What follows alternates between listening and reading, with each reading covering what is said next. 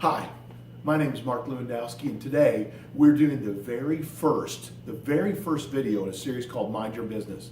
Mind Your Business is all about you. It's a 400-part podcast and video series that's designed to help you grow your value, your worth in corporate America, in Main Street, or as an entrepreneur. Today we're going to start with something very important that I think you can use every day of your life. And what this is, we're going to talk about the 5 things you must do every day to mind your business. What does that mean, to mind your business? That means for you to get bigger and better and more powerful and more influential in your chosen career. Let's start out with number 1. Number 1, every day you've got to be a solution. What the heck does that mean, be a solution? As an entrepreneur and as a business owner, I look for employees for only one purpose. I need solutions. Guys, I don't need any more employees. You know what employees mean to me? Employees mean to me that I got to pay them, I got to put up with their crap, I got to chase them down the hallway and get them to come back to work, I got to deal with problems if they start dating each other within the office. There are lots of problems associated with employees. So if my employees only cause me problems, I don't want any more. I don't want employees. What I want is solutions. So if you're the kind of person that can figure out every day, I'm going to go into the office today, or I'm going to go into the store, I'm going to go into the shop, I'm going to go into my place of work, or even as an entrepreneur, and I am going to be a solution, that's what I want. What does it mean to be a solution?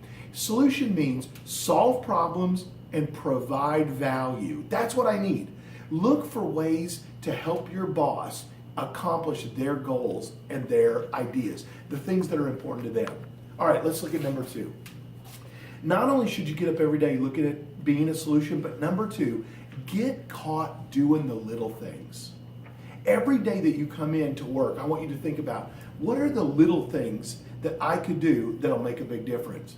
All right, as a business owner, I know that if I'm inviting guests up and they're going to walk up our stairs downstairs and there's trash, there's cigarette butts, I think to myself, how come I'm the only one that thinks about trash? That my guests are going to walk in my parking lot and they're going to see trash on the ground. Nobody's picking that shit up. Somebody picked that up. Why am I the only guy that does that? If there are dishes in the dishwasher that are unkept, dirty, why am I the only one that either empties the trash or washes the dishes? What are the little things that you could do, just like as if you were the business owner, that would make you stand out? Let me tell you, if I'm looking out the window as the owner of the business and I see you as a new employee walking across the parking lot and there's a piece of paper stuck in a bush and you reach down and pick up that piece of paper and throw it away, or you pick up a cup that's blown across the driveway, I'm going to think to myself, my God, that is a great hire. I am so glad that I hired that person, not only to do their primary job, but they think like an owner. They think like, I own this business. This is who I am. So don't just be a solution, get caught doing the little stuff. Next, every day you've got a choice. You can either be a gabber and talk all the time, or number 3, you can listen with purpose. What the heck does that mean, listen with purpose? Have you ever been in a conversation where you're talking to somebody and you can tell while you're talking to them, all they're thinking about is what they're about to say? Doesn't it just tick you off? Man, it ticks me off like crazy. I wish that the person that I'm talking to would just pause for a moment and listen with purpose. What does it mean to listen with purpose? Number 1, don't talk when somebody's talking to you. Ask clarification questions. Ask how can you help them, and wait to talk for another time. In a perfect world, if you're listening with purpose, you're intently and actively listening. You're not thinking about what you're about to say. In fact, the very best listeners don't even say anything until an hour later, or that afternoon, or the next day. It makes the speaker believe that you truly listened. So let's think about what that looks like.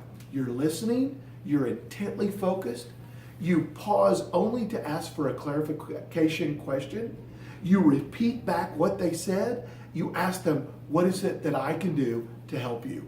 That is how you listen with purpose.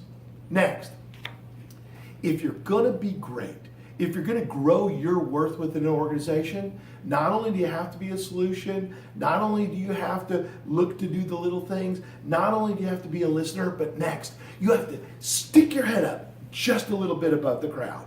Okay, think about this with me. Imagine a crowd full of people and everybody is exactly 6 feet tall. All their heads are perfectly lined up 6 feet. And one person in the whole crowd, they're 6'2". They're only 2 inches taller than everybody else. That's the person you'll notice. What does that mean in your career? Sticking your head up above the crowd means you don't have to be radically better than everybody else. You don't have to be fabulous, unbelievable, incredible. You just have to be a little bit better than everyone else. What does that mean on a daily basis? Okay, here's what it means. That means if your job is to call people, call 2 more before you leave. If your job is to edit or work on paperwork, really read one more time. Proof that document one more time. If your job is to support your boss, at the end of the day, make sure you remind them what they've got coming up tomorrow. Or send them an email saying, hey, don't forget about this. Or I read that document, I found this one mistake. Look for ways to be just this much better than the rest. Think about it, if it's an entire mass of people and you're just a little taller, everyone's going to notice you. So be a solution. But in that part of being a solution, stick your head up just above the crowd a little bit. All right, our 5th piece today is finish strong. What does finishing strong mean? At the end of your workday, you've got 2 choices. And most people, their choice is they start to slow down around 4 o'clock. They start to mill about visiting with people. They start thinking about where are they going to go get a drink after work, or what are they going to do to exercise, how quickly they need to get to the gym. But you, if you're going to be someone great, if you're going to rise in your value in the company, if you're going to grow up that chain, up that ladder, you got to finish strong. What does that look like? Finishing strong means if you work for me, you pop in my office and you say, Mark, I'm going to leave in about 30 minutes. What can I do to help you so that we get a lot done today? Is there anything I can do to help you in the next 30 minutes? And if I say to you, you know what, I'm working on a couple things, but I don't need your help, your response shouldn't be, okay, I'm going to go home now. Your response should be something like this. Okay, Mark, I'm going to stay around another 30 minutes and I'll be right down the hallway. If you need anything, please don't hesitate to come down and ask me for help. I would love to be a part of the solution for you today. What does finish strong mean? Finish strong means you wrap up all your emails, you look at all the things that were on your to-do list, you make sure you get stuff done, and if you gotta stay late, stay late. Remember, get caught doing the little things. If there's something all of a sudden you remember, oh, I was supposed to get this done today, get it done. The perfect idea for you is to finish at the end of the day with a great big smile on your face that you know you were great today. What does it mean to be great? It means that you did 5 things really well. You were a solution. You got caught doing little things. And maybe, let me tell you, doing all the little things like picking up paper in the parking lot or extra proofreading, you may not be noticed every day, but what if someone notices you and they say, that's the kind of person I need to raise to the top of the organization. So be a solution. Get caught doing the little stuff. Listen with purpose. Stick your head up just above the crowd and finish strong. Now, those are the things I think you should look at every day. Every day you come in, that's your focus. Now, in the next several years, we're going to be doing podcasts and videos, and I'm going to take about 400 concepts, and I'm going to give them to you. And they're not theoretical nonsense that you might read in some book in college or you read in some magazine. They're going to be blocking and tackling, blue-collar things that you can do every day.